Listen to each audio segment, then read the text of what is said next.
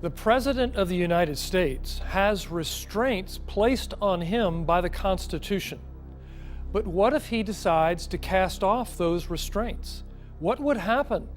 And how might that directly endanger you? You'll find out on this special program. There is a big issue with executive overreach in our day. I think the Barack Obama administration has showed us the incredible places that government should not go in the last 7-8 years. This is unconstitutional, and it's not what our founders wanted. It's not enough to blame Obama for his power overreach. I think you have to blame Republicans in Congress for allowing him to do it. All three branches of government are supposed to be our servants, not our masters.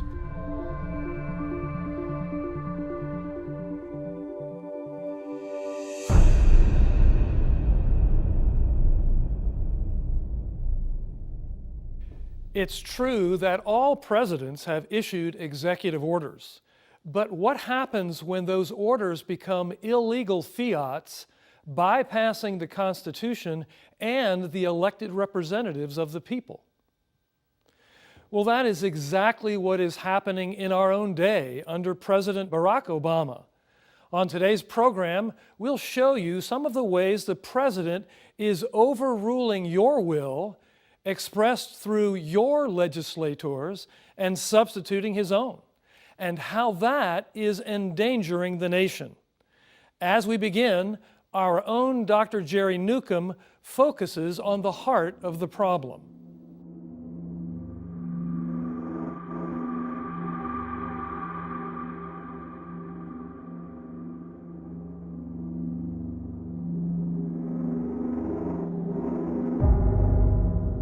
This president, he has used executive authority more than any president in history in terms of the consequences of these decisions, whether it has to do with immigration law, whether it has to do with issues of morality like gay rights, issues of the EPA and pollution permitting.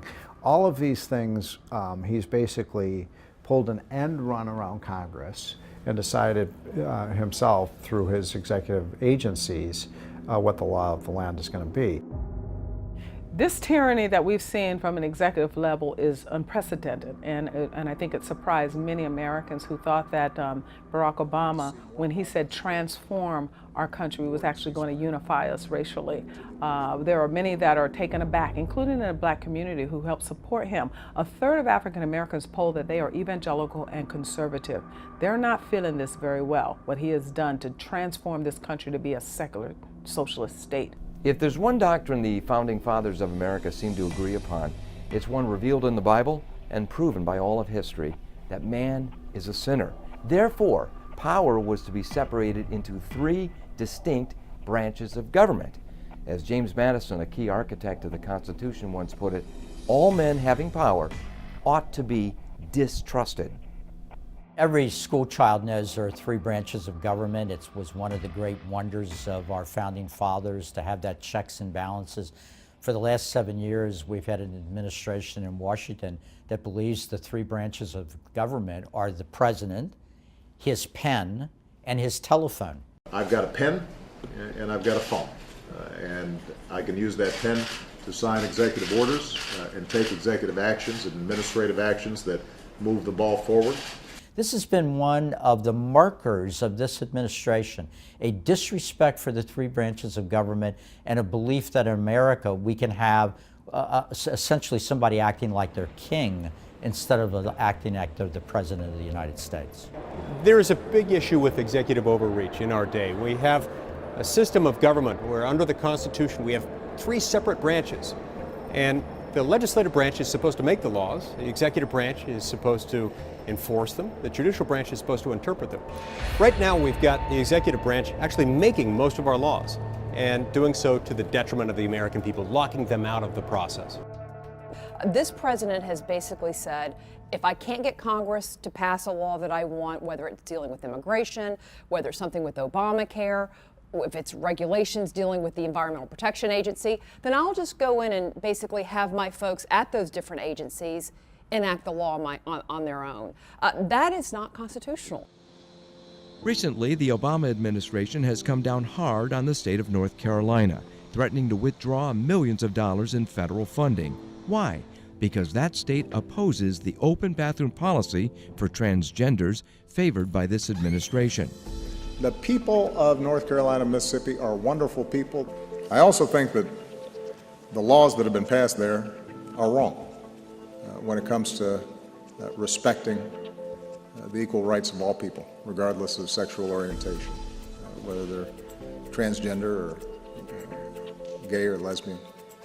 It seems to me that if legislation comes from the people via the legislators, then all the debate, all the discussion, all the iron sharpening iron happens, and you will really get kind of a measured and mediated sense of the people's right and wrong.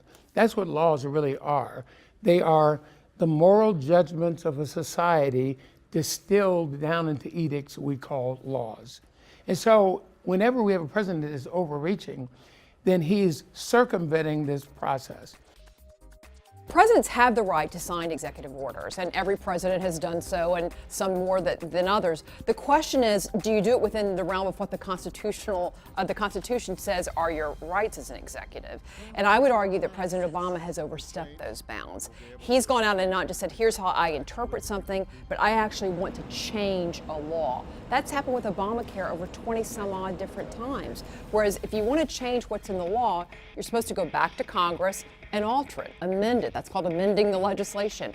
The Obama administration hasn't wanted to do that. They just amend it on their own through Health and Human Services or whatever other agency he thinks he can get something through. That's overstepping. And the executive overreach that we are witnessing has been aided and abetted by Congress. Congress is the one that has let the executive overreach, and now we're yielding the fruits of that. All of this is no mere academic question. A bit later on this program, we will show you how this abuse of executive power is chipping away at your freedoms, sometimes with deadly consequences. Liberty is a right given to us by God through America's founders. These were certainly flawed men, yet they understood their own limitations and worked diligently to protect us from other flawed leaders, principally by establishing a government of laws under a written constitution. This was a great gift. In our day, it's a gift that's being squandered.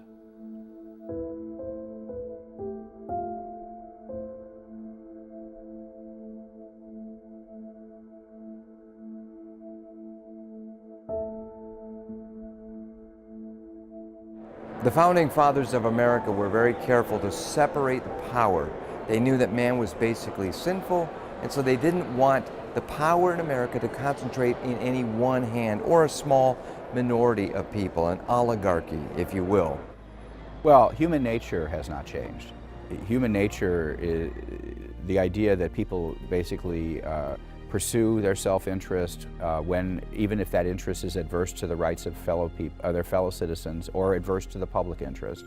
And you need a Republican Constitution to constrain the exercise of government power. When you empower certain individuals, you give people power over other people.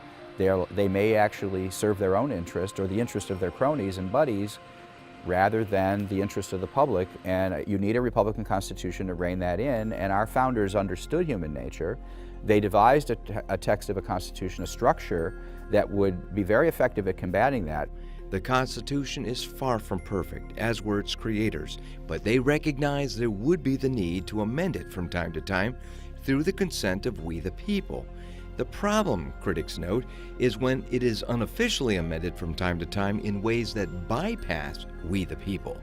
Presidents, unfortunately, have a history of taking a license with the executive authority and doing all kinds of damage to the United States of America. Woodrow Wilson is the first president in a major way to go outside of those bright lines between the legislative branch the executive branch and the judicial branch. It continued, of course, in a major way with Franklin Delano Roosevelt and the so-called New Deal. Lyndon Johnson absolutely exploded the size of the federal government, far more than Wilson, far more than FDR. Now you come all the way down to President Obama. And I think it's also fair to say that there are a lot of Americans who have surveyed the damage over the course of the last 8 years, directly emanating from the West Wing, and they have said, what are we going to do about this? The founders and executive overreach, they said, we don't trust each other. We're going to separate power. So this government overreach has to be confronted. This is not the role of the federal government to reach into states, number one. We have a constitutional amendment that says that states have rights. But it's also, this overreach is going into space that belongs to the Congress. I think the founders would say, wait a minute, you have an executive responsibility to execute these laws that Congress passed. If you don't like the laws, then repeal them. But you can't just, I like that law, I think I'll enforce that one. I'm not so hot about that one, so we won't enforce that one. But what's the point of having laws if we're not going to enforce them? Sometimes the intentions of the founders can seem obscure to us. Why should we care about the opinions of men who've been dead for hundreds of years? But the threats we face are not a matter of abstract theorizing and obscure political philosophies. Deviating from our hard-won constitutional system is having chilling repercussions, the implications of which touch our daily lives. Let's look at some key examples. First, let's look at what has become known as Obamacare.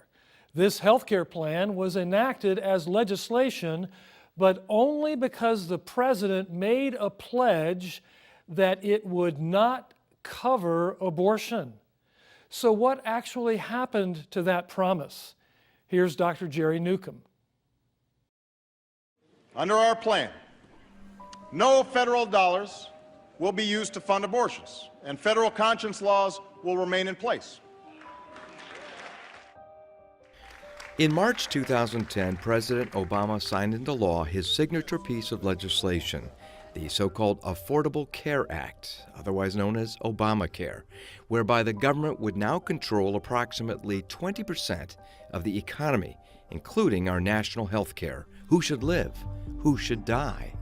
So anytime you have Congress adopting one understanding and incorporating that understanding into legislation, and some have argued that that may have happened with the Affordable Care Act when Congress passed Obamacare and Congress said there will be no abortion mandate. The Obama administration then basically adopted a type of abortion mandate. So they deliberately lied about how abortion would be covered because they knew it was such a political football, and they knew they couldn't pass the law if they were truthful to the American people. So they decided not to be truthful, and then they've gone out under the Obamacare law and covered abortions. Around the country, the HHS mandate within Obamacare is trying to force everyone, regardless of conscience rights, to pay for 4 types of abortion-inducing drugs. Hobby Lobby and a number of Christian charities, including Little Sisters of the Poor, cannot agree to this. This is the president that has brought the full weight and power of the federal government, not against ISIS. On ISIS, he's kind of AWOL, but he has brought the full weight and power and a threat to crush the Little Sisters of the Poor. I never thought that I would live to see the day in America when the federal government would fine people for their religious convictions.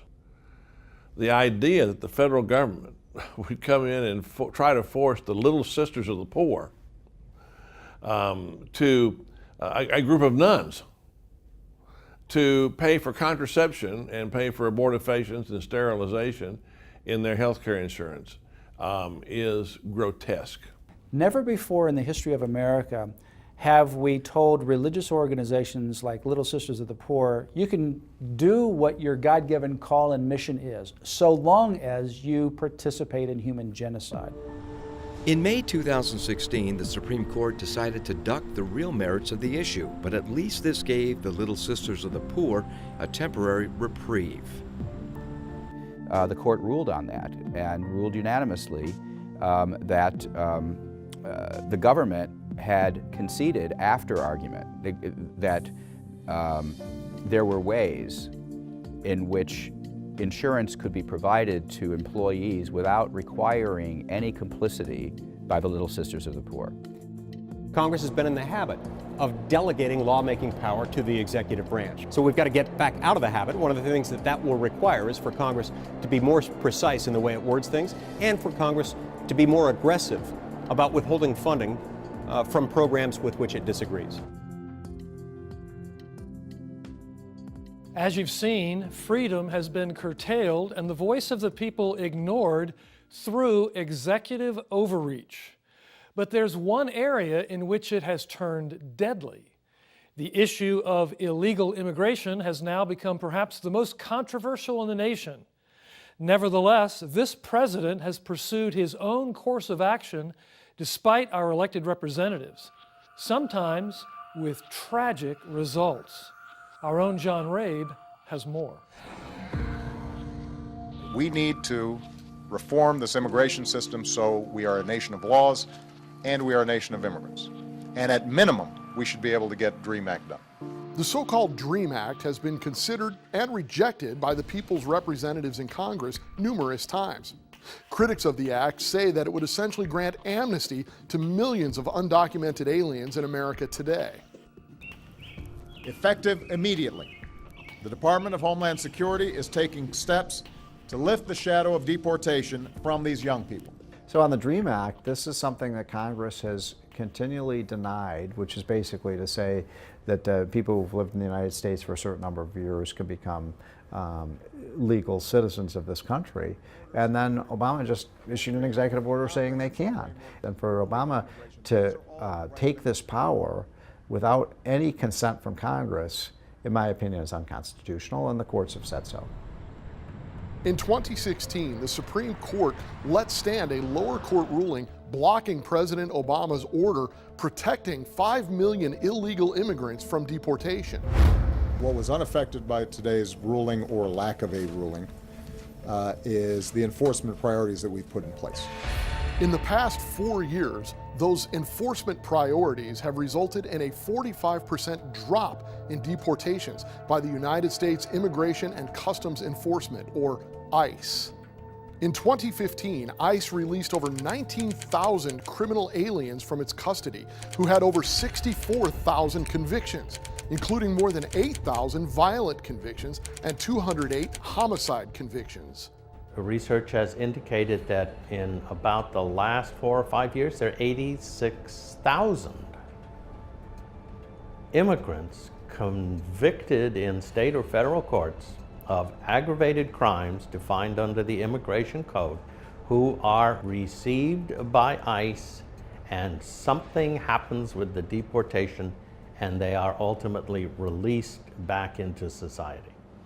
This isn't just theoretical politics. Clearly, this executive overreach is a matter of life and death.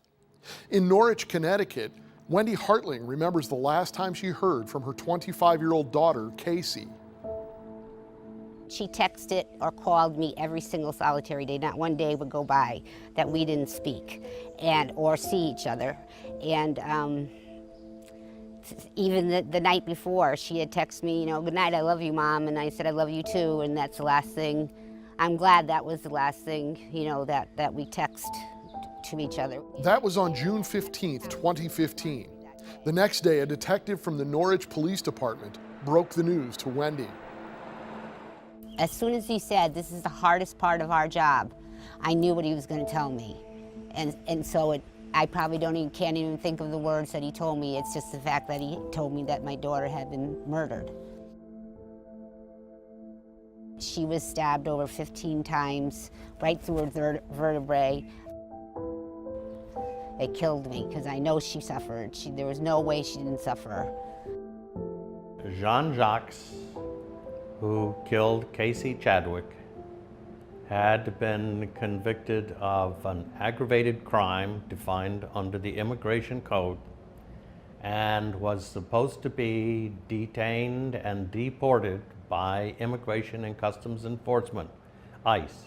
ICE had him 3 times, or released him 3 times, and the 3rd time in January of 2015, and then on June 15th of 2015, he killed Casey Chadwick. When I found out he was illegally here and was supposed to be deported, I'm learning things I never knew existed. You know, like ICE not doing their job. You know, not deporting him back to his home country after he had already killed. They let him go 3 times. ICE, who tried 3 times to send Jean-Jacques back to his native Haiti in 2012. This after he was released from prison on attempted murder charges.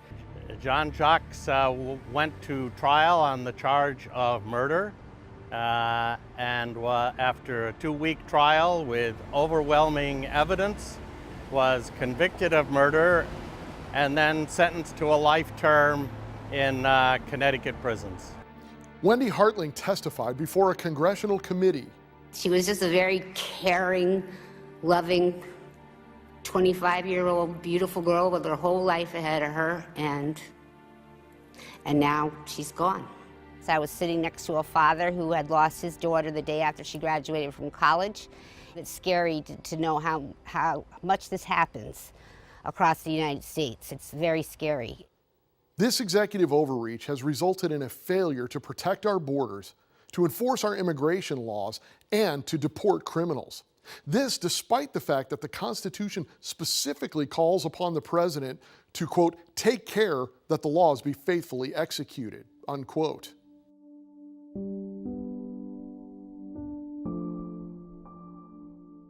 No parent should ever have to bury their child, and the circumstances of her death and knowing that she suffered kills me. My child did exist, and I want people to know that.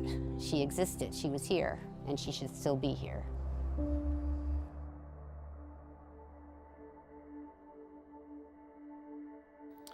As you've just seen, executive overreach can be deadly. No matter who the president is, our system was not designed to put so much decision-making and policy-making power into the hands of one person. Yet today we have what some have called the cult of the presidency, in which the president is treated as some kind of lesser monarch who rules by fiat. This is not only contrary to the system the founders gave us, this is downright dangerous. How dare this, or for that matter, any other administration, so cavalierly substitute its own declarations, ignoring the duly passed laws of we, the people? Well, part of the reason this is happening is because too few people know the truth. That's why we've put together this special program, and we want to give you an opportunity to have a DVD of this special to share with your friends, your family, and anyone else you think needs to see it. We'll send you a DVD of this program, Power Grab, a pen, a phone, and a president, as our thanks for your generous donation to the ongoing work of this ministry. Simply write to us at D. James Kennedy Ministries, P.O. Box 11154, Fort Lauderdale, Florida 33339, or call us at the toll-free number 877-962-7677, or go online to djkm.org. I don't need to tell you that this is an election year, nor do I need to remind you that as a nation, we seem to be heading down a road to insanity. And much of this lunacy has come upon us through a lack of understanding. We will go to the polls in November to make important and possibly irrevocable decisions about the future of America. The stories you've seen on this program today need to be seen by everyone who will cast a vote so that voters can make informed choices. By donating to this ministry, you'll be helping us get the word out on this issue, as well as other key issues like gender confusion, socialism, and the attacks on religious liberty. Dear friends, we need your help. There are few others even addressing these issues, and very few from a Christian perspective. We are willing to stand in the gap in defense of our nation and our beloved freedoms, but we need your help in order to do it. Please give a donation to help us continue this vitally important work and receive this special program, Power Grab, on DVD. Simply write to us at D. James Kennedy Ministries, P.O. Box 11154, Fort Lauderdale, Florida 33339, or call toll-free 877-962-7677, or go online to djkm.org. For this president to simply say, well, Congress refuses to act, so I'm going to act. And he said that many times. Congress isn't acting, so I'm going to act. That is not an excuse for him usurping these powers and to become essentially a dictator. It would also help on the other end, if there were some consequence to executive overreach. When Congress sees the president taking a step that was not authorized by a statute passed by Congress, that's incompatible with our laws and with our Constitution, Congress ought to respond to it by, among other things, withholding funding from the program in question. If Congress did this, then presidents couldn't get away with that kind of activity. What this administration has done is single-handedly escalated and transformed America as a result of this progressive idea that government is the final solution and the ultimate agent of redemption, not individuals, not the church, and they're doing everything they can to move the church out of her space in our public square. The Apostle Peter tells us, "Be subject for the Lord's sake to every human institution, whether it be to the emperor as supreme or to governors as sent by him to punish those who do evil and to praise those who do good." As followers of the Lord Jesus Christ, we of all people must submit ourselves to the legitimate governing authorities. In America, the highest governing authority is not an emperor. And listen to me carefully, it is not even a person. It is the Constitution of the United States of America. Our Constitution is the supreme authority in the land.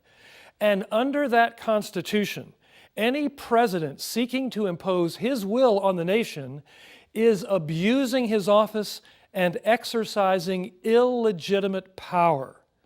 When that is the case, Christians, like all other Americans, must stand and defend the Constitution, remembering those who shed their blood in defense of it. This is not a matter of politics. This is a matter of biblical faithfulness. Thanks for joining us on this special program. May God bless you, and may God bless America. This has been a production of D. James Kennedy Ministries.